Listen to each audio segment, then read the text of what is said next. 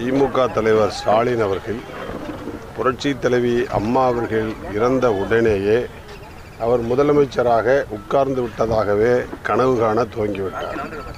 அவர் கனவு இன்னும் கலையாமல் தான் இருந்து கொண்டிருக்கிறது. அது அவர் அதில் பலகீனப்பட்டு போயிருக்கிறார். அந்த மோகத்திலே மூழ்கி போயிருக்கிறார். அந்த எண்ணத்திலே அவர் சிக்கி தவிக்கிறார். அதனால் அவர் சொல்லிக்கொண்டே தான் இருப்பார்.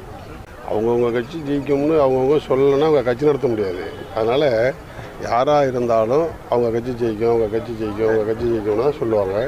ரிசல்ட் வந்த பிறகு தான் அவங்களோட நிலையை அவங்க புரிஞ்சுக்குவாங்க. அதாவது அமமுக மட்டும் இல்லை, இன்னும் பல கட்சிகள் காணாமல் போய்விடும். அதாவது ரொம்ப பேர் துறவரம் பூண்டுட்டேன்னு சில பேர் சொல்லுவாங்க.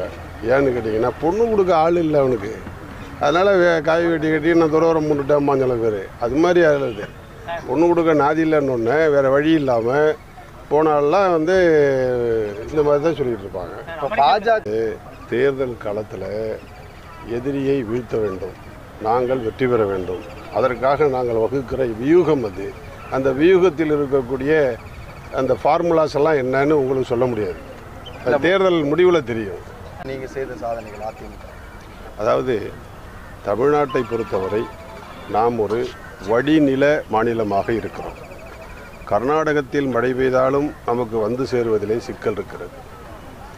அதே போல் கேரளாவிலே மழை பெய்தாலும் நமக்கு வந்து சேருவதிலே சிக்கல் இருக்கிறது.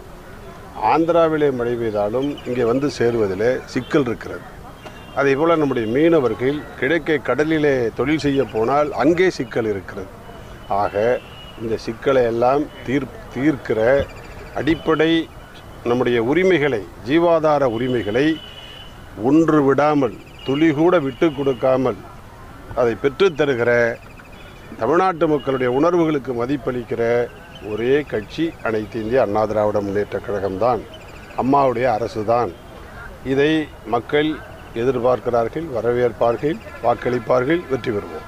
அதிமுக கூட்டணியை பற்றி